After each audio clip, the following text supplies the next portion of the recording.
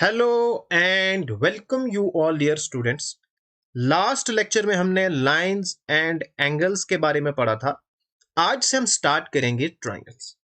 अगर हम जेके police sub inspector का सिलेबस देखेंगे, ज्योमेट्री पोर्शन में जो हमारा ट्रायंगल वाला चैप्टर है, ये सबसे बड़ा चैप्टर है। इसके ऊपर सबसे ज्यादा लेक्चर्स आएंगे बिकॉज यहां पे हमने ट्रायंगल्स के बारे में पढ़ना है, ट्रायंगल्स की जो प्रॉपर्टीज हैं उनके बारे में पढ़ना है, centres of triangle, congruence and similarity of triangle, इन सब के बारे में हम डिटेल में पढ़ेंगे। मेरा एक पेड बैच है जहां पे मैं क्वांटिटेटिव एप्टीट्यूड और ये जो मैथमेटिकल एबिलिटीज वाला सेक्शन है, यानी कंप्लीट मैथमेटिक्स, बिल्कुल जीरो लेवल से एडवांस लेवल तक पढ़ाऊंगा। अगर आप ये कोर्स ज्वाइन करना चाहते हो, ये मेरा व्हाट्सएप है, यहां पे आप टेक्स्ट कर सकते हो। और ये कोर्स स्पेशली उन स्टूडेंट्स के लिए है जिनका मैथमेटिक्स बहुत ज्यादा वीक है, जो मैथ से डरते हैं, उनके लिए स्पेशली है। यहां पे रिकॉर्डेड वीडियोस आपको मिलेंगी, प्लस आपके जो डाउट्स हैं वो 1 to 1 सॉल्व हो जाएंगे।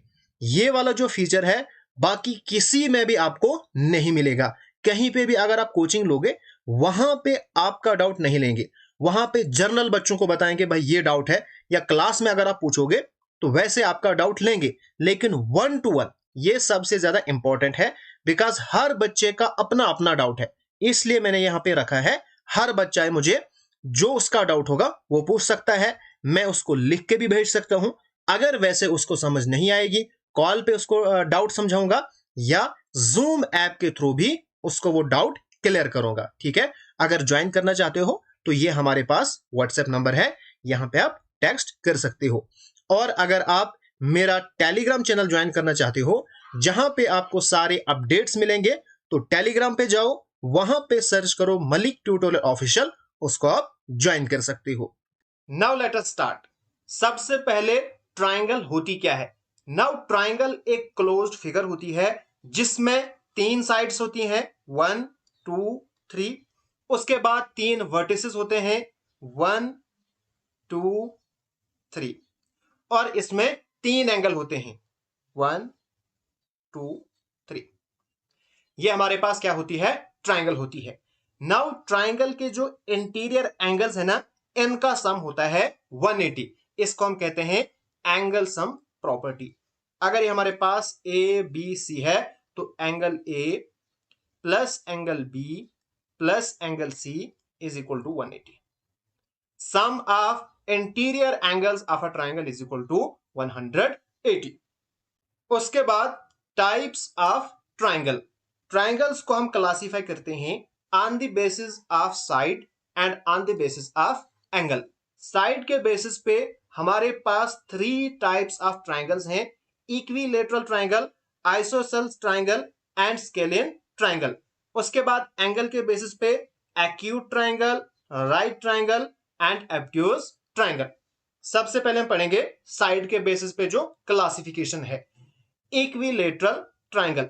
इक्विलेटरल ट्रायंगल में क्या होता है, हमारे पास जो ट्रायंगल है ना, इसमें सारी साइड क्या होती हैं? इक्वल होती हैं।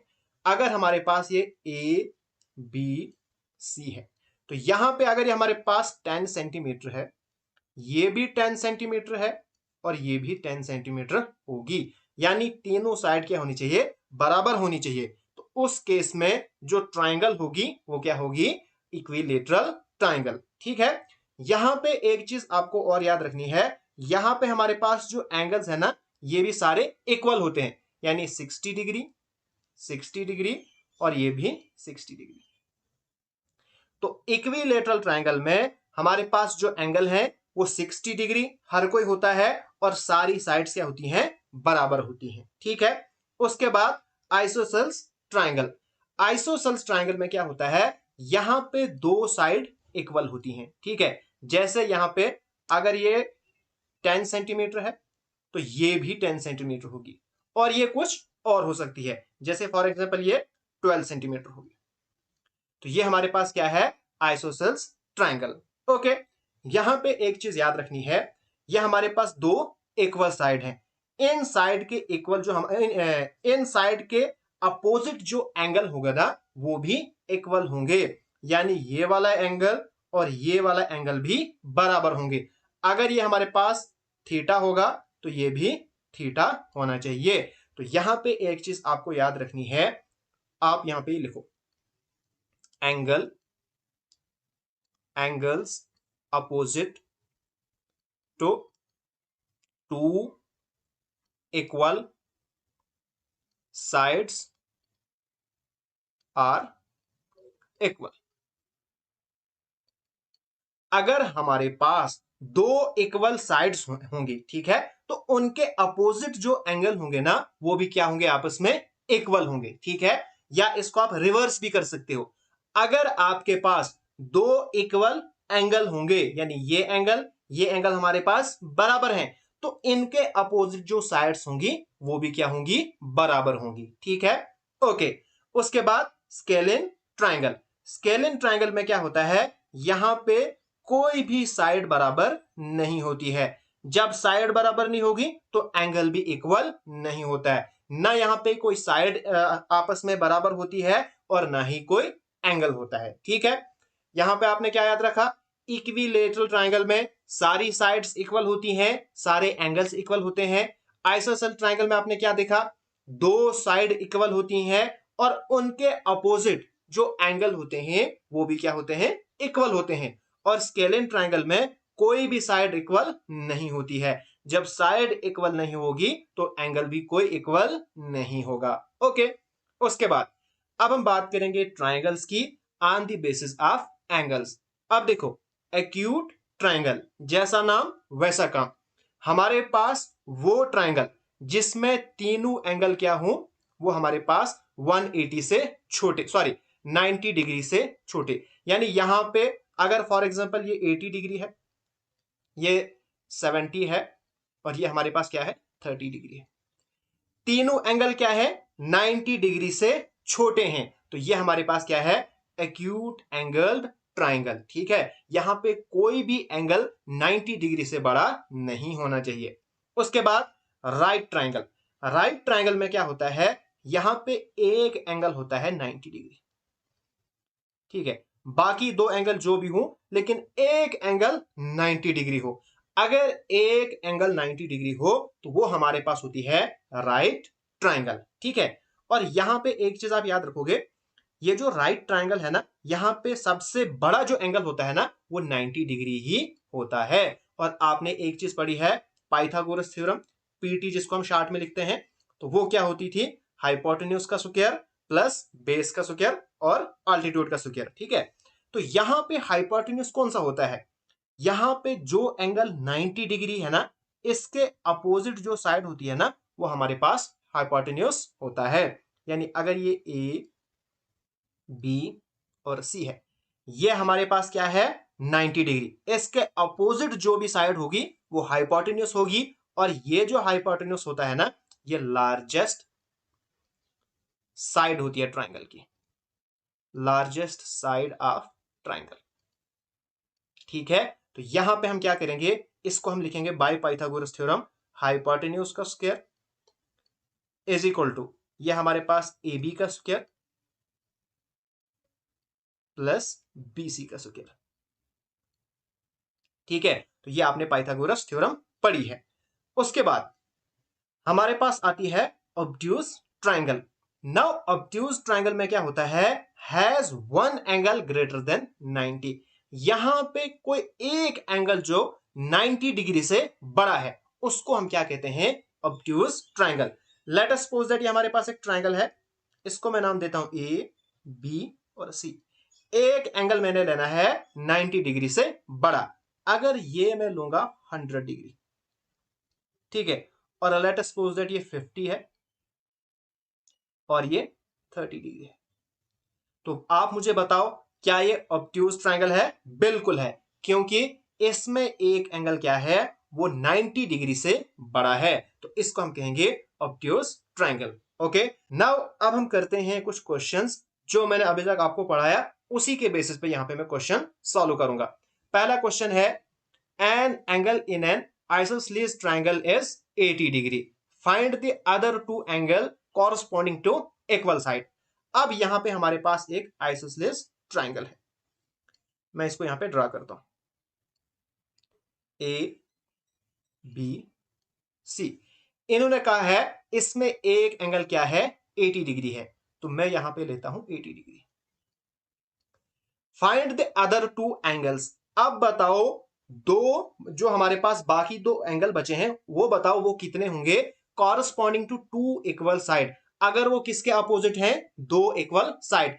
अगर मैं ये साइड और ये साइड इक्वल लेता हूं तो इनके अपोजिट ये वाला एंगल और ये वाला एंगल आएगा, ठीक है। अब ये दोनों एंगल क्या होंगे, इक्वल होंगे। क्यों, क्योंकि अभी मैंने पढ़ा है आइसोसेलेस ट्रायंगल में दो जो हमारे पास एंगल होते हैं वो इक्वल होते हैं, या आपने याद रखना है angle opposite to two equal sides are equal, ठीक है। अब हम क्या करेंगे, हम लिखेंगे, हम जानते हैं sum of interior angle of a triangle is 180, यानी theta plus 80 degree is equal to 180, ठीक है।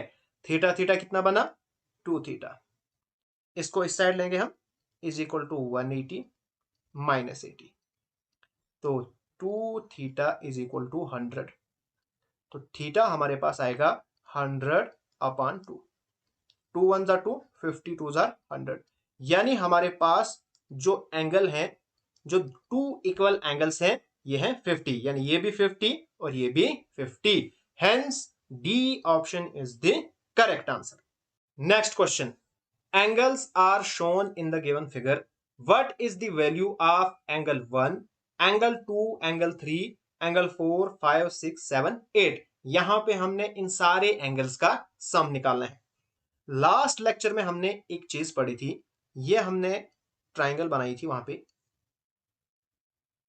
इसको हम रखेंगे ए बी और सी। फिर हमने क्या किया था, इसको हमने एक्सपेंड किया था, ठीक है। तो ये हमारे पास क्या बना, एक्सटीरियर एंगल। अगर हम इसको नाम रखेंगे एक्स, ये हमारे पास थे इंटीरियर एंगल ए बी और इसको मैं रखूंगा सी, बाहर से कैपिटल सी है, ठीक है।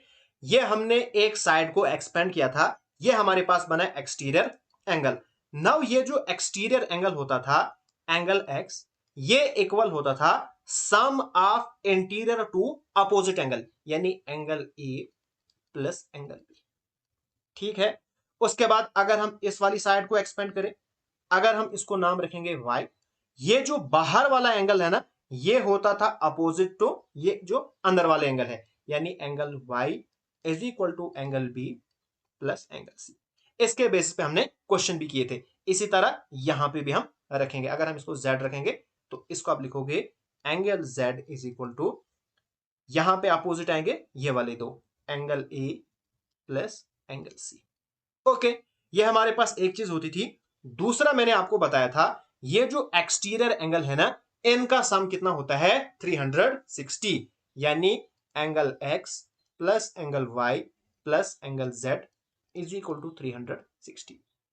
Sum of exterior angles of a triangle is equal to 360। वही कॉन्सेप्ट यहां पे भी हम इस्तेमाल करेंगे। ये हमारे पास एक क्वाड्रिलेटरल है। क्वाड्रिलेटरल क्या होती है, एक क्लोज्ड फिगर जिसमें चार साइड्स होती हैं, चार एंगल्स होते हैं, चार वर्टिसेस होते हैं। तो ये हमारे पास क्या है, क्वाड्रिलेटरल है। तो क्वाड्रिलेटरल हो या ट्राइंगल हो, दोनों में सम ऑफ एक्सटीरियर एंगल्स वो कितना होता है, 360। दोनों में ये 360 होता है, ठीक है। तो ये आपने याद रखना है। नाउ अब हम यहां पे देखेंगे, देखो ये हमारे पास एक ट्राइंगल है ना, इन्होंने इस साइड को क्या किया है, एक्सपेंड किया है, तो ये हमारे पास एक्सटीरियर एंगल बनेगा, ठीक है। तो एक्सटीरियर एंगल क्या होता है, sum of two interior opposite angle, यानी एंगल 1 प्लस एंगल 2, ठीक है। इस तरह से अब ये वाली ट्राइंगल पकड़ो, तो ये बाहर से जो एंगल है ये बनेगा एंगल 8 प्लस एंगल 7, इसी तरह से ये बनेगा 5 प्लस 6 और ये बनेगा 3 प्लस 4, ओके। एक कॉन्सेप्ट हो गया। दूसरा कॉन्सेप्ट, अब आप ट्राइंगल्स को भूल जाओ, अब आप आओ क्वाड्रिलेटरल पे। ये जो हमारे पास यहां पे क्वाड्रिलेटरल है, ये इस पे आप फोकस करो। इस क्वाड्रिलेटरल को इन्होंने क्या किया है, एक्सपेंड किया, यहां से भी, यहां से भी, यहां से भी, यहां से भी। तो ये सारे हमारे पास क्या है, एक्सटीरियर एंगल्स हैं। ठीक है, तो हमारे पास क्या होता है, sum of exterior angles of a triangle is equal to 360, यानी एंगल 1+2, तो ये एंगल 1+2, 3, 4, फिर 5, 6, तो 7, 8, ये सारे इन सभी का सम कितना आएगा, 360 आएगा। Hence second option is the correct answer. बहुत ही इजी सा क्वेश्चन था और सीडीएस में आया हुआ क्वेश्चन है, सिर्फ आपको कॉन्सेप्ट याद होना चाहिए था। और आप कॉन्सेप्ट को इस्तेमाल कैसे करोगे, जब आप बार बार बार बार प्रैक्टिस करोगे तो ऑटोमेटिकली आपके माइंड में आ जाएगा कौन सा कॉन्सेप्ट कहां पे इस्तेमाल करना है। ठीक है, okay. Next question, in the given figure A B C is a triangle, ये हमारे पास एक ट्राइंगल है जहां पे P Q is parallel to B C. ठीक है, उसके बाद Q R is the angle bisector. Angle bisector क्या होता था, जो एंगल को दो इक्वल पार्ट्स में डिवाइड करता है। ठीक है, तो हमारे पास जो क्यू आर है, यानी हमारे पास जो क्यू आर है वो एंगल बाइसेक्टर है किसका, पी क्यू का। यानी हमारे पास जो पी क्यू सी एंगल था इसका बाइसेक्टर, यानी अगर ये वाला हमारे पास थीटा होगा तो ये भी हमारे पास क्या होगा, थीटा ही होगा। यानी दोनों एंगल बराबर होंगे। क्यों होंगे बराबर, क्योंकि ये एंगल बाइसेक्टर है। उसके बाद हमारे पास जो आर सी है, ये कितनी है, 15 सेंटीमीटर। हमने बतानी है Q C, length of Q C हमने फाइंड करनी है। ओके, अब जो क्वेश्चन में चीजें गिवन है उसको हमने इस्तेमाल करना है। यहां पे लिखा है P Q parallel to B C, हम लिखेंगे P Q parallel to B C. इसको ऐसे इमेजिन करो, ऐसे। उसके बाद क्यू आर एक ट्रांसवर्सल है। ठीक है, अब जरा मुझे आप बताओ, ये वाला एंगल, यानी ये वाला एंगल और ये वाला एंगल, ये दो कौन से एंगल हैं, जल्दी से जरा मुझे आप बताओ।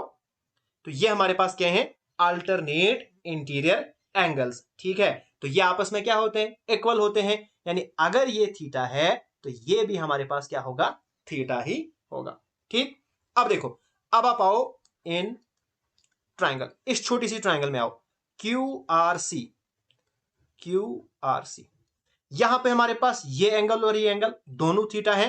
तो आपको अभी मैंने बताया side opposite to two equal angle, इसके अपोजिट ये साइड है, इसके अपोजिट ये साइड है, यानी ये दोनों क्या होंगी, बराबर होंगी। अगर ये 15 है तो ये भी हमारे पास 15 है। बस हमने कॉन्सेप्ट का इस्तेमाल किया और हमारे पास आंसर निकल गया D option. Next question, the value of x from the given figure, यहां पे हमने x की वैल्यू फाइंड करनी है। ठीक है, देखो ये हमारे पास x है तो ये भी हमारे पास x ही होगा। क्यों होगा, क्योंकि ये और ये वर्टिकली अपोजिट एंगल होते हैं। अब वर्टिकली अपोजिट एंगल कौन से होते हैं, हम क्या करते हैं, ऐसे दो लाइंस ड्रा करते हैं। इन दो लाइंस से जो अपोजिट एंगल बनते हैं, यानी ये वाला एंगल, ये वाला एंगल, ये वाला एंगल, ये वाला एंगल। ठीक है, तो ये हमारे पास क्या है, अपोजिट एंगल है। यहां पे देखो ये लाइन इधर से आई है, ठीक है, और ये लाइन इधर से आई है। इन्हीं दो लाइन से ये दोनों एंगल बने हैं। ठीक है, तो ये आपस में क्या हो गए, वर्टिकली अपोजिट एंगल हो गए। ठीक है, बस आप आराम से क्वेश्चन निकाल सकते हो। यहां पे अगर आप रखोगे ए बी सी, आपके पास सारे एंगल्स हैं। देखो ये पूरा एंगल ए, इस ट्राइंगल को पकड़ो, in triangle A B C. ठीक है, तो ये हमारे पास एंगल ए है plus angle B plus angle C, कितना होता है 180 डिग्री। ओके, तो पूरा एंगल ए कितना है, ये वाला एक्स है, ये भी एक्स है। ठीक है, तो ये बनेगा angle X plus angle X plus angle B. जब भी ऐसा साइन होता है इसका मतलब वो 90 डिग्री एंगल है। ठीक है, तो 90 degree plus angle C, sorry angle C 26 degree है, ये हमने दिया है। तो 26 इज इक्वल टू 180। करो जरा इसको, 2x, तो इन दोनों को प्लस करो फिर इस साइड लो, हमारे पास बनेगा 180 माइनस ये कितना बनता है, जल्दी से करो, 116 बनता है, ठीक है, इन दोनों को प्लस करके। तो 2x इज इक्वल टू 64, तो x की वैल्यू आएगी 64/2, ये और ये कैंसल, दैट इज 38, सॉरी 32। तो ये हमारे पास x की वैल्यू निकल गई, that is 32 degree. So second option is the correct answer. Next question है, calculate the value of x in the given figure. यहां पे सबसे पहले आपको मैं एक कॉन्सेप्ट समझाऊंगा। ये हमारे पास क्या है, क्वाड्रिलेटरल है। देखो 1 2 3 4, 4 फिगर्स हैं और 4 एंगल्स हैं, 1 2 3 4, ठीक है। नाउ जब आपको इस तरह की क्वाड्रिलेटरल मिलेगी, अगर आपको ये वाला एंगल फाइंड करना है, इसके लिए सिंपल आपको एक ट्रिक याद रखनी है, एक फॉर्मूला याद रखना है, जो x डिग्री है, यानी ये जो बाहर वाला एंगल है, इसकी वैल्यू होती है अंदर वाले ये जो 3 एंगल होते हैं, यानी angle A plus angle B plus angle C. Simple आपने इतना याद रखना है। तो इसकी वैल्यू कितनी आएगी, तो इनको प्लस करो, 55 प्लस 45 प्लस 30, तो ये आपके पास कितना बनेगा, करो इनको कैलकुलेट, तो ये आपके पास बनेगा 130, यानी D option is the correct answer. अब ये कैसे आया, थोड़ा सा मैं आपको कॉन्सेप्ट भी समझाई देता हूं। देखो, अगर हम इसको थोड़ा सा एक्सपेंड करेंगे ऐसे, ठीक है, अब आप क्या करोगे, आप इस ट्राइंगल को पकड़ो, ठीक है, इस ट्राइंगल को पकड़ो, ये इस ट्राइंगल का, इन इसको मैं रखूंगा ई, इन ट्राइंगल ए ई सी, इन ट्राइंगल ए ई सी, ये आपको मैं कॉन्सेप्ट समझा रहा हूं। अब देखो, ये एक्सटीरियर एंगल है, इसको मैं रखता हूं y, ये हमारे पास क्या है, एक्सटीरियर एंगल है। तो एंगल y की वैल्यू कितनी आएगी, एंगल y की वैल्यू आएगी, यानी एंगल ए ये वाली प्लस एंगल सी, क्योंकि जो एक्सटीरियर एंगल है वो sum of its two opposite interior angle के बराबर होगा, ठीक है। ओके, ये हो गया हमारे पास खत्म, यानी फर्स्ट।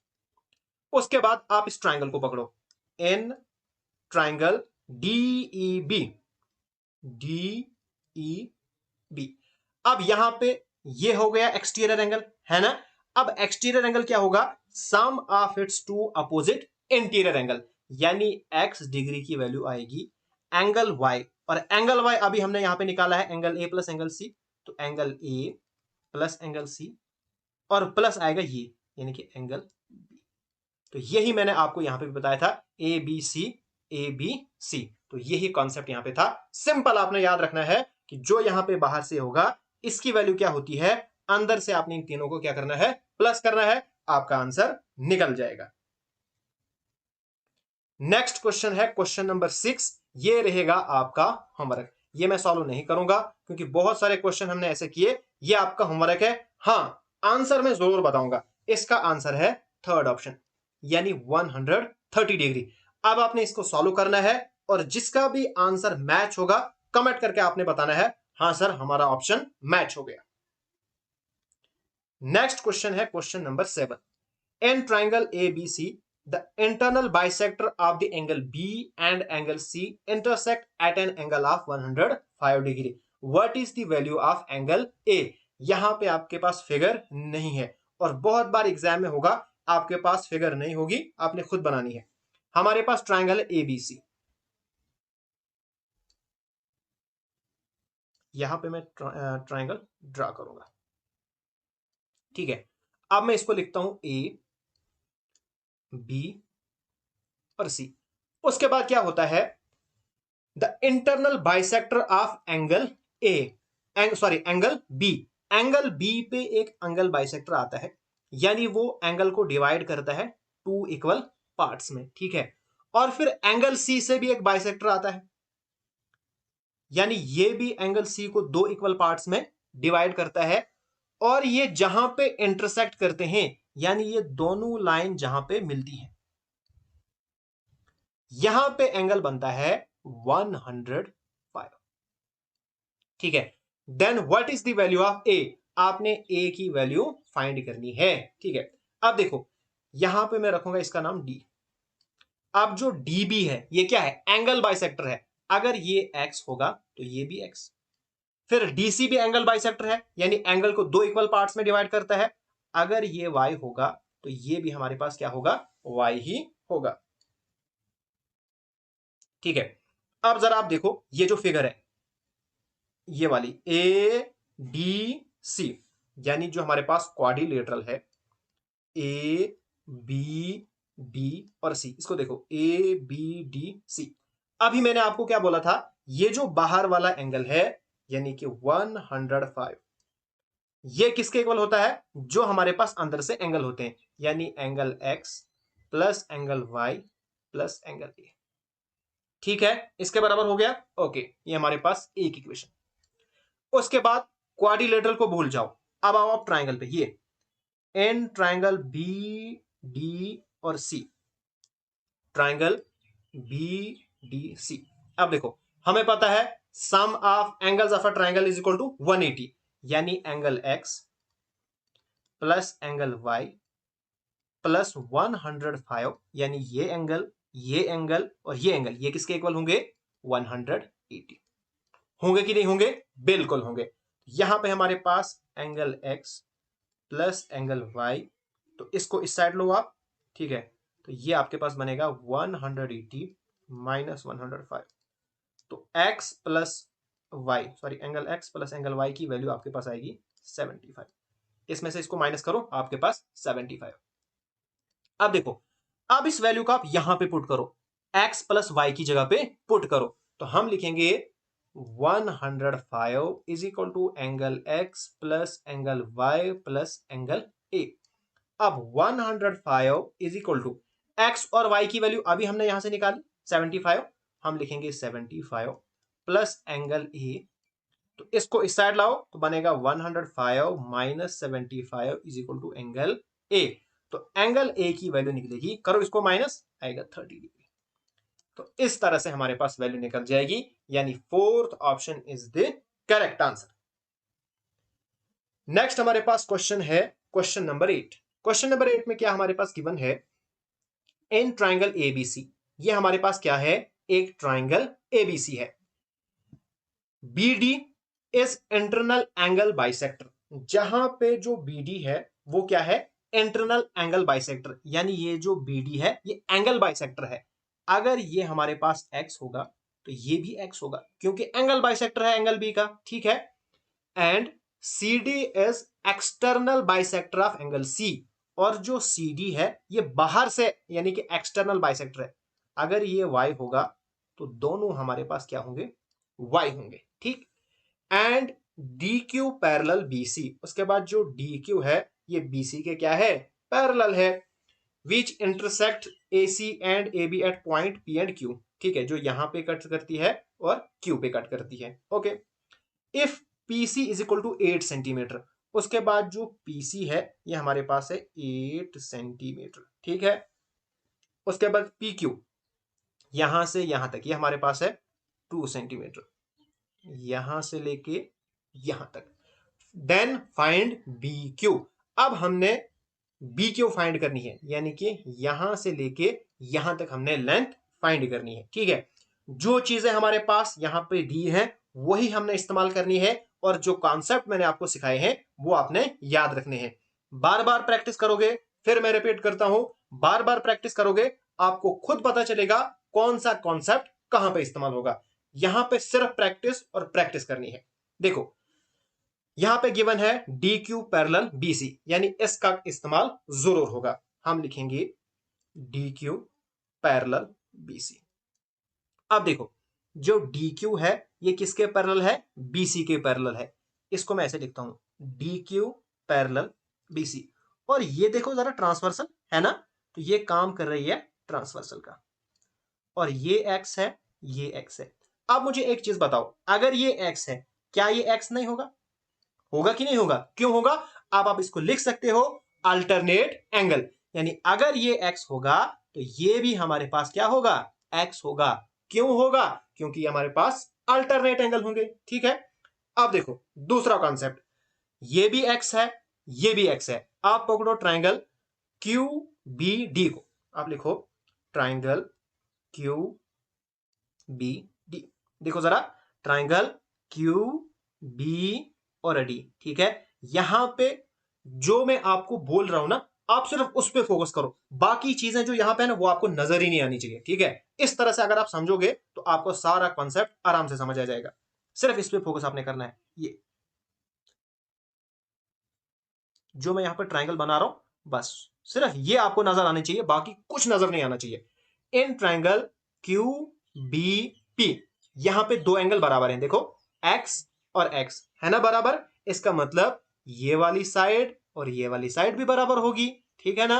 यानी side opposite to two equal angles are equal, यानी हम लिख सकते हैं B Q is equal to Q D. हो गया कॉन्सेप्ट क्लियर? ओके।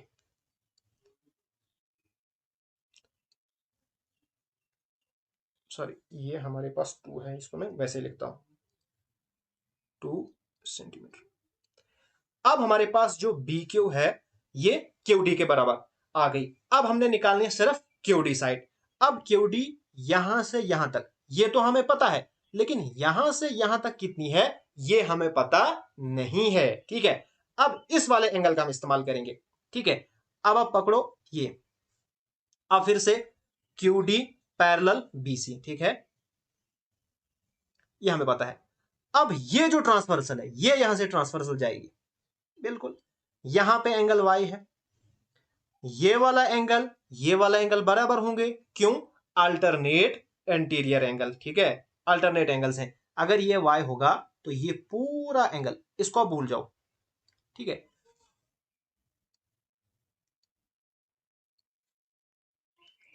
ये पूरा एंगल क्या होगा? ये हमारे पास वाई होगा। ओके, हो गया। अब आप पकड़ो इन ट्राइंगल ये पी डी क्यू सी, ये वाली ट्राइंगल को पकड़ो, आप लिखो in triangle P D C, ठीक है। अब ये वाला एंगल वाई है, ये वाला भी एंगल वाई है, यानी angle sorry side opposite to two equal angles are equal, यानी ये साइड और ये साइड भी इक्वल होगी। क्यों होगी? क्योंकि ये इनके अपोजिट हैं, ये दोनों बराबर हैं। यानी आप कह सकते हो PC is equal to PD. Okay, अब देखो पीसी कितनी है? 8 सेंटीमीटर, यानी कि पीडी भी होगी 8 सेंटीमीटर। तो टोटल क्यूडी कितनी होगी? यहां तक 8, ये हो गया 2, तो टोटल हो गई 10 सेंटीमीटर। तो यही हमने निकालनी थी। अब देखो D Q is equal to Q D is equal to 10 centimetre. Hence A option is the correct answer. जहां पे आपको समझ नहीं आती है उस क्वेश्चन को फिर रिपीट करो, 4-5 बार उस क्वेश्चन को देखो, आराम से आपको समझ आ जाएगी। फिर भी अगर आपको समझ नहीं है, कमेंट करके आप मुझे बता सकते हो, मैं वहां पे आपको फोन नंबर शेयर करूंगा, मैं उस क्वेश्चन को अच्छे से आपको समझाऊंगा। नेक्स्ट हमारे पास क्वेश्चन है, यहां से टाइप 2 हमारी स्टार्ट होती है। क्वेश्चन क्या कहता है? In a triangle values of all the angles are integers, which one of the following can not be proportion of their measure. इनमें से कौन सा जो प्रोपोर्शन ऑफ एंगल्स नहीं हो सकता है, ठीक है, यानी जो एंगल का मेजर है वो नहीं हो सकता है। यहां पे हमारे पास एंगल्स गिवन नहीं है, उनके रेशियोज गिवन है। ये हमारे पास एक ट्राइंगल है, हम जानते हैं sum of interior angle of a triangle is equal to 180, यानी यहां पे जो इंटीरियर एंगल्स का सम है वो कितना होता है? 180 होता है, ठीक है। अब आपने यहां पे क्या करना है, एक तो सिंपल तरीका है जो कि छोटे बच्चे भी करते हैं, इसको आप लिखोगे 1x, यानी x plus 2x plus 3x, इसको आप करोगे 180 के बराबर, क्योंकि ये एंगल्स के रेशो है, तो ये 180 के बराबर। फिर 3 4 5 6x इज इक्वल टू 180, तो x की वैल्यू आएगी 180 अपॉन 6, तो ये कैंसिल हो गया 30। तो ये हमारे पास इंटीजर है, यहाँ पे इंटीजर है ना, एंगल इंटीजर होना चाहिए, तो ये हमारे पास हो सकता है, ये प्रोपोर्शन हो सकता है। हमने बोलना है जो नहीं हो सकता है, विच कैन नॉट बी, ठीक है। एक तो ये तरीका है। दूसरा तरीका सीधा आपने देखना है, जैसे 5 4 9 10 11 12, आपने सीधा 12 से देखना है क्या 180 पूरा डिवाइड होता है कि नहीं होता है, ठीक है। अगर हम देखेंगे तो 12 15 जार होता है 180, यानी ये भी पॉसिबल है। इसको चेक करो, इसको इनको सबसे पहले आप प्लस करो, तो प्लस करके कितना आएगा, ये हमारे पास आएगा 18। तो 18 से डिवाइड करोगे तो ऑब्वियस सी बात है ये तो 180 को डिवाइड करेगा। उसके बाद ये हमारे पास ये प्लस करके हमारे पास कितना आता है, ये आता है 21। ठीक है ना। अगर आप देखोगे 21 से 180 अगर डिवाइड करोगे तो ये हमारे पास इंटीजर नहीं आएगा। ठीक है, हमारे पास इंटीजर होना चाहिए, तो ये हमारे पास नहीं है। Hence fourth option is the correct answer, यानी ये possible proportion of the measure नहीं हो सकता है। नेक्स्ट हमारे पास क्वेश्चन है, if the angles are in the ratio 5 3 7 then the triangle is. यहां पे हमारे पास एंगल्स की रेशियो गिवन है, हमने बतानी है वो ट्रायंगल क्या होगी। एक तो हमारे पास सिंपल जो नॉर्मल तरीका है, इसको हम लिखेंगे 5x प्लस 3x, यानी जो एंगल्स होंगे वो 5x 3x एंड 7x होंगे, इनको प्लस करके आएगा 180। ठीक है, हमारे पास एंगल है 5x 3x और 7x, ये हमारे पास एंगल्स हैं। ओके, अब ये प्लस करके कितना बनेगा 15x इज इक्वल टू 180। तो x की वैल्यू हमारे पास आएगी 180 अपॉन 15। ठीक है, तो 15 1 जा 15, 15 12 जा, x की वैल्यू आ गई 12। अब हमारे पास एंगल क्या निकलेंगे, देखो 5 x की जगह पे 12 रखो, तो ये हमारे पास कितना बनेगा 60। फिर ये 3 इंटू 12, ये हमारे पास 36। फिर 7 इंटू 12, ये हमारे पास 84। तो एंगल्स हमारे पास क्या आ गई, 60 डिग्री, 36 डिग्री, 84 डिग्री, यानी सारे के सारे लेस देन 90 डिग्री है। तो ट्रायंगल कौन सी होगी, ट्रायंगल होगी एन एक्यूट एंगल्ड ट्रायंगल। ठीक है, ये तो हो गया एक तरीका जो इजी है लेकिन थोड़ा सा यहां पे लेंथी है। अब मैं आपको समझाने वाला हूं एक कॉन्सेप्ट जिससे आप बहुत ही जल्दी पता लगा सकते हो। जो हमारे पास अगर आपके पास रेशो गिवन है तो उससे जो ट्रायंगल बनेगी, आइदर वो राइट ट्रायंगल होगी, ऑब्ट्यूज ट्रायंगल होगी या एक्यूट ट्रायंगल होगी। ठीक है, सबसे पहले ये हमारे पास क्या है, ये हमारे पास एक राइट एंगल ट्रायंगल है, इसको मैं लिखता हूं ए बी सी। यहां पे राइट एंगल यहां पे है 90 डिग्री। जरा आप मुझे बताओ, ये जो दो एंगल है इनका सम अगर हम इनको प्लस करेंगे तो वो क्या आएगा। देखो, आपको पता है कि एक ट्रायंगल में सम ऑफ इंटीरियर एंगल 180 है, अगर एक इसमें 90 है तो इन दोनों को अगर प्लस करेंगे तो वो भी 90 होगा। ठीक है, चाहे ये कुछ भी है लेकिन प्लस करके 90 ही आएंगे। यानी आप ये कह सकते हो angle B is equal to angle C plus angle A. ठीक है, ये यहां से निकलता है कॉन्सेप्ट। इससे आपको क्या पता चला, राइट एंगल ट्रायंगल में सबसे बड़ा जो एंगल है ना वो राइट ट्रायंगल होता है, वो राइट एंगल होता है, यानी 90 डिग्री सबसे बड़ा एंगल है। ये जो दो एंगल है ना ये कभी भी 90 से बड़े नहीं होंगे, वरना ये ट्रायंगल ही नहीं बनेगी। ठीक है, तो ये हमारे पास 90 से छोटे होते हैं, तो सबसे बड़ा एंगल बाकी दो एंगल्स के बराबर है, तो ये हमारे पास क्या बनेगी, ये बनेगी राइट ट्रायंगल। ठीक है, इसी तरह से अगर हम देखेंगे ऑब्ट्यूज ट्रायंगल,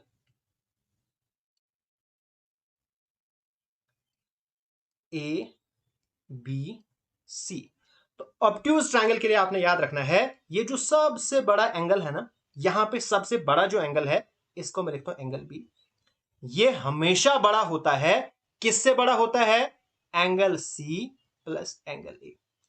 ये जो दो बाकी एंगल है ना इनसे हमेशा बड़ा होता है, ये जो सबसे बड़ा एंगल होता है ना ये होता है। ठीक है, आपने क्या देखना है, अगर आपको पता चल जाएगा ऑब्ट्यूज एंगल में लार्जेस्ट एंगल कौन सा है, ठीक है, तो बाकी जो दो हैं इनको अगर आप प्लस करोगे ना तो हमेशा उससे छोटा आएगा। ठीक है, राइट ट्रायंगल में क्या होता है, इक्वलिटी होती है, ऑब्ट्यूज ट्रायंगल में जो सबसे बड़ा एंगल होता है वो बड़ा होता है।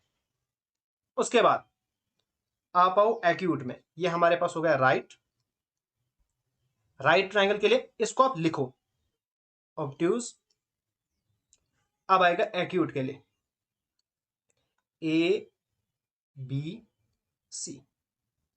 लेट अस सपोज दैट ये है जो हमारे पास एंगल है ना ये सबसे बड़ा एंगल है, तो यहां पे क्या होता है, जो एंगल बी होगा यानी सबसे बड़ा एंगल होगा, ये छोटा होगा अगर हम इन दोनों को प्लस करेंगे, यानी angle A plus angle C. ठीक है, याद रखा आपने? क्या याद रखना है? जो राइट ट्राइंगल है वहां पे जो लार्जेस्ट एंगल होता है ना, वो इक्वल होता है बाकी जो दो एंगल है उनके सम के बराबर। ओके, फिर हम आते हैं ऑब्ट्यूज एंगल में, ऑब्ट्यूज ट्राइंगल में। ऑब्ट्यूज ट्राइंगल में क्या होता है, जो सबसे बड़ा एंगल होता है ना, वो बड़ा होता है अगर हम बाकी दो एंगल को भी प्लस करेंगे ना, तब भी वो बड़ा ही रहेगा। ठीक है, एक्यूट ट्राइंगल में क्या होता है, जो सबसे बड़ा एंगल होता है वो छोटा होता है अगर हम बाकी दो एंगल को प्लस करेंगे तो वो फिर उससे बड़े हो जाते हैं। ठीक है, तो ये आपने कॉन्सेप्ट याद रखना है। अब देखो इसको हम कैसे यहां पे इस्तेमाल करेंगे। ये हमारे पास एंगल्स की रेशियो है, इनमें सबसे बड़ा कौन है, 7 है ना। बाकी दो को प्लस करो, बाकी दो को प्लस करके आएगा 8। ठीक है ना, तो यहां पे सबसे बड़ा एंगल क्या है, वो छोटा है जब हम दूसरों को प्लस करते हैं, यानी हम 5 प्लस 3 को प्लस करते हैं। जो सबसे बड़ा एंगल है वो छोटा है जब हम दो बाकी एंगल को प्लस करते हैं। देखो जरा, जो एक्यूट में कॉन्सेप्ट था, जो सबसे बड़ा एंगल है वो छोटा हो जाता है जब हम बाकी दो को प्लस करते हैं। तो ये हमारे पास क्या आ गया, एक्यूट ट्राइंगल। तो ये इतना सारा करने की आपको जरूरत नहीं है, सिंपल आप ये याद रखो तो आपके पास निकल जाएगा acute angle triangle.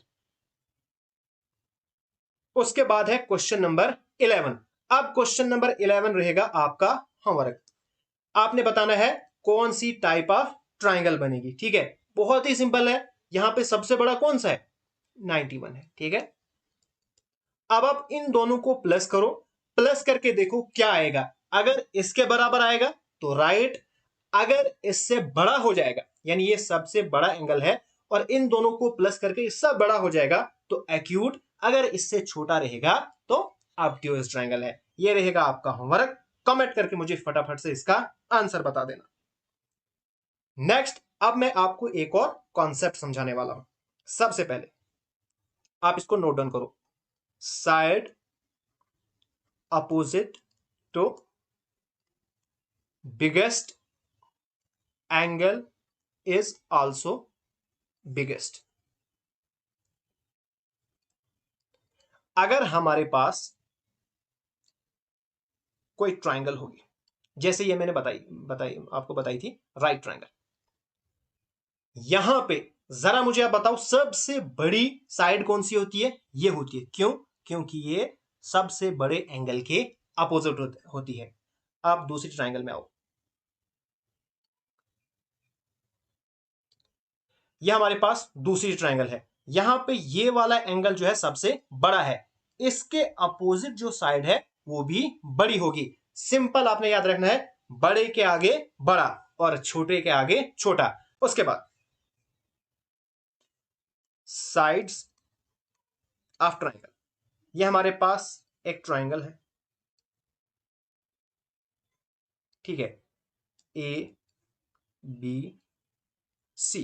Late us suppose that ये साइड ए है, ये हमारे पास सी है और ये बी है। दूसरी हमारे पास राइट ट्राइंगल है,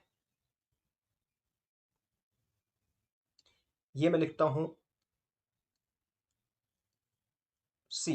इस साइड का नाम रखता हूं मैं स्मॉल ए, इसका रखता हूं मैं सी, इसका रखता हूं मैं बी। उसके बाद एक ऑब्ट्यूज ट्राइंगल है,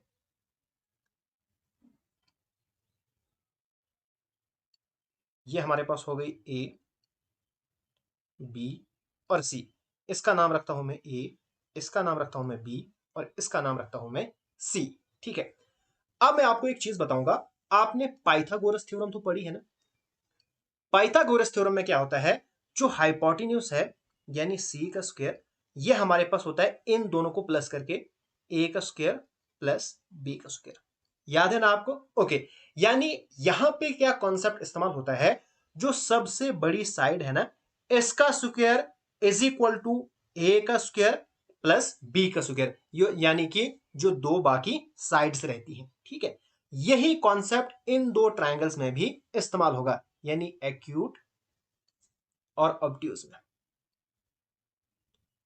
जैसा अभी हमने एंगल्स में देखा है, ठीक है। एक्यूट में क्या होता था, सबसे बड़ा एंगल क्या होता था, सम ऑफ जो बाकी दो एंगल है उनसे छोटा होता था। तो वही यहां पे भी होगा। लेट अस सपोज दैट अगर इस ट्राइंगल में ये वाली जो है सबसे बड़ी साइड है, ठीक है, मैं मानता हूं ये वाली साइड सबसे बड़ी है, तो लार्जेस्ट साइड का स्क्वायर इज लेस देन जो बाकी दो स्मॉल साइड है, ठीक है। जो अभी हमने एंगल्स में पढ़ा ना, सेम यहां पे भी कॉन्सेप्ट है, सिर्फ यहां पे स्क्वायर है, बाकी यहां पे न्यू कुछ भी नहीं है। इसी तरह ऑब्ट्यूज में ये जो सबसे बड़ी साइड है ना, अगर आप इसका स्क्वायर करोगे ना, ये बड़ी रहेगी अगर इन दो को आप प्लस भी करोगे, यानी ए स्क्वायर प्लस बी स्क्वायर। तो ये आपको कॉन्सेप्ट याद रखना है। ये कॉन्सेप्ट कहां से निकला है, पाइथागोरस ने ही इन सारे कॉन्सेप्ट को दिया है। राइट ट्राइंगल में क्या होता है, सबसे बड़ी साइड को अगर हम स्क्वायर करेंगे इज इक्वल टू बाकी जो दो साइड्स हैं उनको स्क्वायर करेंगे और प्लस करेंगे, उसके बराबर आता है, ठीक है, इक्वल। उसके बाद एक्यूट ट्राइंगल में क्या होता है, एक्यूट ट्राइंगल में होता है अगर हम सबसे बड़ी साइड को लेंगे उसका स्क्वायर इज लेस देन बाकी जो दो साइड है उनका स्क्वायर हम करेंगे उससे छोटा रहेगा। और यहां पे क्या होता है, जो सबसे बड़ी साइड है किसमें, ऑब्ट्यूज ट्राइंगल में सबसे बड़ी साइड का अगर हम स्क्वायर करेंगे तो वो बड़ी ही हो जाती है। अगर हम बाकी दो साइड का स्क्वायर भी करेंगे, उनको प्लस करेंगे, तो उससे कोई फर्क नहीं पड़ेगा, वो बड़ी ही रहेगी। ओके, ये कॉन्सेप्ट आपको याद रखना है। अब इसी कॉन्सेप्ट के बेसिस पे हम कुछ क्वेश्चन सॉल्व करेंगे। यहां पे हमारे पास क्वेश्चन है और प्रीवियस ईयर एग्जाम में पूछा हुआ क्वेश्चन है। If the sides of a triangle are in the ratio, यहां पे रेशियो गिवन है साइड्स की, देन द ट्राइंगल इज, बताओ वो कौन सी ट्राइंगल है। देखो सबसे पहले इसको मैं पहले ठीक करता हूं, 3 रेशियो, ये मिक्स्ड फ्रैक्शन है, 4 वन जा 4, 5 बनेगा 5/4, 4 3 जा 12 और सॉरी हाँ 4 3 जा 12 और 13, 13/4। अब यहां पे अपान में यहां पे भी 4 है, यहां पे भी 4 है, इसको खत्म करने के लिए सभी ऊपर से इनको 4 से मल्टीप्लाई करो, ठीक है। ये मैंने आपको पढ़ा है रेशियो में, तो मल्टीप्लाई बाई 4, इधर मल्टीप्लाई बाई 4, इधर मल्टीप्लाई बाई 4, ये कैंसिल हो जाएगा, ये कैंसिल हो जाएगा, ये बनेगा 4 3 12, तो 12/5/13। ओके, अब हमने देखनी है ये ट्राइंगल कौन सी बनती है। देखो यहां पे सबसे बड़ी साइड कौन है, 13 है, तो हम करेंगे 13 का स्क्वायर। बाकी दो कौन सी है, 12 और 5, इनको करो 5 का स्क्वायर प्लस 12 का स्क्वायर।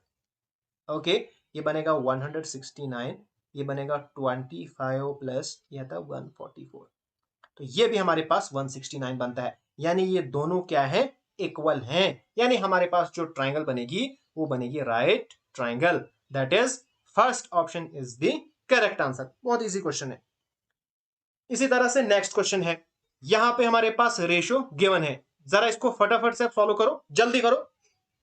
यहां पे सबसे बड़ी साइड क्या है, 8 है, तो करो 8 का स्क्वायर, बाकी ये दो बचती हैं, तो 6 का स्क्वायर प्लस 4 का स्क्वायर, ये बनेगा 64, ये बनेगा 36 प्लस 4 4 जार 16, तो 64 और 52, ठीक है। अब देखो जो सबसे बड़ी साइड थी उसका स्क्वायर बड़ा हो गया बाकी जो दो साइड थी, यानी 52, तो ये हमारे पास क्या बनेगा, ऑब्ट्यूज में ऐसा होता था ना, क्योंकि उसमें जो बड़ी है वो और बड़ी होती जा रही है, ठीक है, यानी obtuse angle. Second option is the correct answer. Next question है क्वेश्चन नंबर 14, और ये रहेगा आपका होमवर्क, ठीक है। यहां पे मैं आपको एक कॉन्सेप्ट समझाऊंगा बस। यहां पे लिखा है if 3 altitudes of a triangle, यहां पे साइड्स गिवन नहीं है, तो यहां पे आप एक नोट लिखो, रेशियो ऑफ हाइट्स। आप हाइट को हो या एल्टीट्यूड को हो, दोनों एक ही चीज होती है ट्राइंगल में, हाइट और एल्टीट्यूड एक ही बात होती है। तो रेशियो ऑफ हाइट्स या एल्टीट्यूड इज इनवर्स, यानी उल्टा है, inverse of ratio of sides, ये आपस में उल्टी होती हैं। अगर ये हमारे पास एल्टीट्यूड की रेशियो गिवन है तो साइड्स की रेशियो क्या निकलेगी, 1/3, यानी ये हमारे पास उल्टा हो जाएगा। 1/4 एंड 1/5। ठीक है, अब आपने इनको सीधा करना है। सीधा कैसे करोगे? इनका आप एलसीएम निकालो, उस एलसीएम से ऊपर मल्टीप्लाई करो, इसको सिंप्लीफाई करो, आपके पास रेशो निकल जाएगी। उसके बाद जैसे मैंने पीछे सॉल्व किया इसी तरह से आपको सॉल्व करना है और फटाफट से बताना है यहां पे कौन सी ट्राइंगल आएगी। मैं आपको हिंट देता हूं, यहां पे सेकंड ऑप्शन जो है वो करेक्ट आंसर है। ठीक है, तो इसका आप कमेंट करके मुझे बताना क्या आपका ऑप्शन मैच हो रहा है या नहीं हो रहा है। नेक्स्ट, अब मैं आपको एक कॉन्सेप्ट समझाने वाला हूं, उसके बाद हम कुछ क्वेश्चन करेंगे। एक चीज आप अपनी नोटबुक पे नोट डाउन करो, लिखो sum of any two sides of a triangle, ठीक है, is always greater than third side. अगर हम किसी भी दो साइड को प्लस करेंगे ना, वो हमेशा तीसरी साइड से बड़ा ही आएगा, चाहे कोई भी ट्राइंगल हो।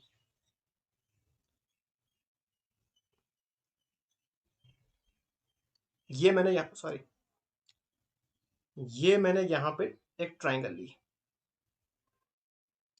ठीक है, इसको मैं रखूंगा साइड एक्स, वाई और जेड। यहां पे अगर आप कोई सी भी दो साइड लोगे, उनको आप प्लस करोगे ना, तो वो हमेशा तीसरी साइड से बड़ी ही आएगी। यानी हमारे पास एक्स प्लस वाई, अगर हम इन दोनों को प्लस करेंगे तो हमेशा जेड से बड़े आएगी। या अगर हम इन दोनों को प्लस करेंगे एक्स प्लस जेड, हमेशा जो साइड वाई है उससे बड़ी आएगी। या अगर आप ऐसे करोगे जेड प्लस वाई, यानी जेड और वाई को प्लस करोगे, ये हमेशा तीसरी साइड से बड़ी आएगी। अगर ऐसा नहीं होगा ना, तो वो हमारे पास ट्राइंगल ही नहीं है। सीधा सा वो हम ट्राइंगल ही नहीं कह सकते हैं। जहां पे अगर आप किसी भी दो साइड को प्लस करोगे, अगर वो हमें तीसरी साइड से बड़ी नहीं मिली, यानी इन दोनों का सम इससे ज्यादा नहीं हुआ, तो इसका मतलब वो ट्राइंगल नहीं है। यहां पे स्क्वायर की बात नहीं हो रही है। अब पाइथागोरस से कौन सा वहां पे कंफ्यूज मत होना, यहां पे सीधा विदाउट स्क्वायर की बात हो रही है। ठीक है, यानी sum of any two sides of a triangle, चाहे ट्राइंगल कोई भी हो, आप कहीं से भी उठा के लो, हमेशा अगर आप दो साइड को प्लस करोगे तो वो हमेशा तीसरी साइड से बड़ा आएगा। वो सम जो है हमेशा तीसरी साइड से क्या आएगा? बड़ा आएगा। ठीक है, ओके। उसके बाद अगर हम इस इक्वेशन को लेंगे ना, इक्वेशन नंबर 1, यहां पे मैं अगर y की वैल्यू निकालूंगा तो y हमारे पास, अगर x इधर जाएगा तो y is equal to Z minus X. कोई प्रॉब्लम इसमें? सिंपल x मैंने यहां से यहां शिफ्ट किया, यहां पे x प्लस में था, वहां पे माइनस में बना। अगर आप इसको लोगे तो यहां पे y is greater than x, sorry, is greater than x, और इसको यहां पे लोगे माइनस z। ठीक है, तो यहां पे आपने क्या सीखा? देखो, ये हमारे पास डिफरेंस है, डिफरेंस का मतलब माइनस। अगर आप किसी भी दो साइड को अगर आप माइनस करोगे ना आपस में, तो वो फिर तीसरी साइड से छोटा होता है। डिफरेंस होता है छोटा और प्लस करोगे वो हो जाता है बड़ा। इसको हम ऐसे लिखेंगे, इसको मैं लिखता हूं z माइनस एक्स, इसको मैं मॉड देता हूं, क्योंकि जो साइड है इस ये हमेशा पॉजिटिव रहेगी, ये नेगेटिव नहीं है, इसका मतलब हमेशा पॉजिटिव है। ठीक है, ओके। तो ये हमें क्या होता है, ये ऐसे हम इसको लिखेंगे। इसका मतलब क्या है, ये जो तीसरी साइड है, ये हमारे पास क्या है? तीसरी साइड है। अगर हम जो दो बाकी साइड है, अगर हम उनको आपस में माइनस करेंगे तो तीसरी साइड से छोटी हो जाती है। ओके, अगर हम उनको प्लस करेंगे तो वो बड़ी हो जाती है। ठीक है, यहां पे आप देखो जरा, अगर हम इसको और इसको माइनस करेंगे तो इस साइड से छोटा हमारे पास वो आएगा, जो भी इनको इनको माइनस करके आएगा वो छोटा आएगा। लेकिन अगर हम इनको प्लस करेंगे वो फिर बड़ा हो जाएगा। तो ये रहती है ट्राइंगल की कंडीशन। अगर कभी भी आपके पास वैल्यूज गिवन है, जैसे 3, 4 5, ये आपके पास कंडीशन गिवन है। बताओ जी क्या ये एक ट्राइंगल बनाएगी? तो आपने इसको यहां पे फिट करना है, किसी भी दो साइड को पकड़ना है, उसको माइनस करना है, वो तीसरी साइड से छोटा आना चाहिए, फिर किसी भी दो साइड को पकड़ो, वो जो है हमारे पास अगर उनको आप प्लस करोगे तो तीसरी साइड से बड़ा आना चाहिए, प्लस करके आंसर बड़ा आना चाहिए, और माइनस अगर करोगे तो तीसरी साइड से छोटा हो जाना चाहिए। ओके, रहा याद? जैसे ये मैं आपको कहूंगा क्या 3 4 5, यह आपके पास वैल्यू है, लेंथ ऑफ साइड इज 3 4 5, क्या इससे आपके पास एक ट्राइंगल बनेगी या नहीं बनेगी? आपने क्या करना है, मैं यहां पे पकड़ूंगा, देखो इसको पकड़ूंगा, ये मैं रखूंगा तीसरी साइड, इन दोनों को पकड़ो, करो जरा इनको प्लस, 5 प्लस 3, इससे बड़ा हो जाता है? बिल्कुल, सॉरी, बिल्कुल, अगर जब हम इनको प्लस करेंगे तो बड़ा हो जाता है, अगर इन्हीं को आप माइनस करोगे 5 माइनस 3 छोटा हो जाता है 2, यानी फिर तीसरी साइड बड़ी हो जाती है, तो बिल्कुल मैं कह सकता हूं ये आपके पास ट्राइंगल बनाएगी। ओके, तो ये आपने कॉन्सेप्ट याद रखना है। उसके बाद कभी कभार आपको पूछा जाता है बताओ कितनी ट्राइंगल्स पॉसिबल है, कितनी ट्राइंगल बनाई जा सकती है, ये अभी क्वेश्चन आएगा, वहां पे आपको मैं बताऊंगा, पहले आप इसको नोट करके लिखो, लिखो नोट, इसको आप लिखो ऐसे, नंबर ऑफ पॉसिबल ट्राइंगल्स। जब क्वेश्चन आएगा तो खुद ब खुद आपको समझ आ जाएगी, तो आएगा 2 इंटू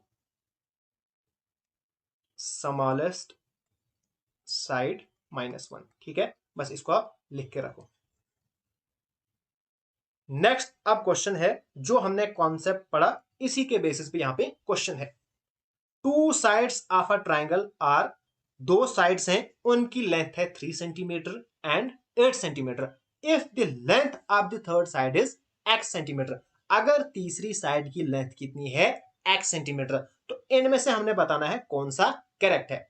अभी मैंने बताया अगर हम इन दो साइड को क्या करेंगे, माइनस करेंगे, तो वो इससे छोटा आना चाहिए, यानी 8 minus 3 is less than x, अगर हम इनको प्लस करेंगे तो फिर ये बड़ा हो जाएगा, यानी 8 प्लस 3, ये इसकी रेंज आएगी, तो 8 माइनस 3 करोगे 5, less than x, less than 8 plus 3 कितना होता है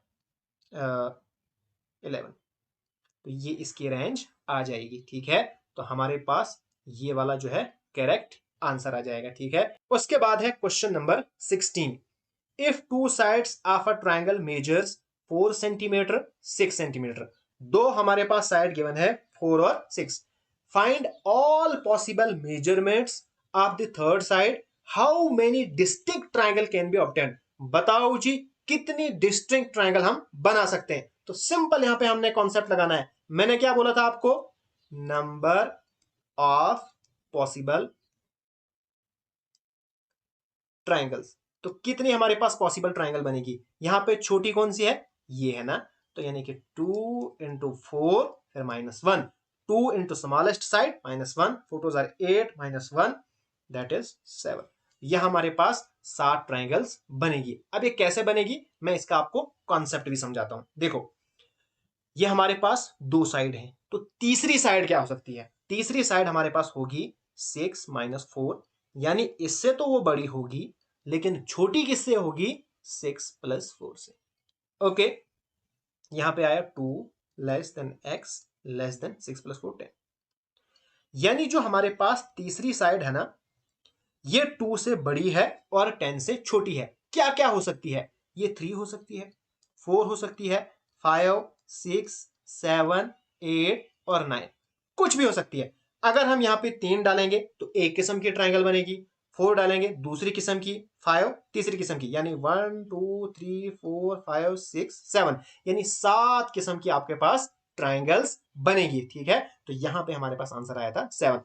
अगर आप इसको ऐसे निकालोगे तो यहाँ पे 3 के बाद क्या है, 2 के बाद क्या आएगा 3, तो 10 -3, तो फिर भी यहां से हमारे पास 7 किस्म की ट्राइंगल्स बनेगी। नेक्स्ट क्वेश्चन है क्वेश्चन नंबर 17, यहां पे मैं आपको थोड़ा सा यहां पे हिंट दूंगा, उसके बाद आपने ये क्वेश्चन खुद ही निकालना है, ठीक है। If A and B are the lengths of two side of a triangle such that A B, यहां पे प्रोडक्ट हमारे पास गिवन है, तो बताओ how many such triangles are possible, कितनी ट्राइंगल्स पॉसिबल हैं। यहां पे हमारे पास दो साइड सीधा गिवन नहीं है, बल्कि उनका प्रोडक्ट यानी मल्टीप्लाई करके 24 आता है। जरा मुझे बताओ किन दो डिजिट को हम या नंबर को हम मल्टीप्लाई करके 24 आता है। एक तो ये पॉसिबल है 24 वन जार 24, दूसरा पॉसिबल है 2 12 जार 24, फिर हमारे पास 3 8 जार 24 या 4 6 जार 24। ठीक है, तो यहां पे आपने एक एक चीज रखनी लानी है, उसके बाद वहां पे देखनी है कितनी ट्राइंगल्स बनेगी। ठीक है, सबसे पहला मैं पहला वाला केस लेता हूं। ठीक है, लेट अस सपोज दैट ए हमारे पास 1 है और बी हमारे पास 24 है। ठीक है, तो यहां पे हमारे पास फार्मूला क्या है, 2 इंटू स्मॉलेस्ट साइड 1 है -1, तो 2 1 जार 2 -1 यानी 1। तो यहां पे हमारे पास कितनी ट्राइंगल्स बनेगी, एक ट्राइंगल बनेगी। इस तरह से अब यहां पे देखो, अगर ए मैं लूंगा 2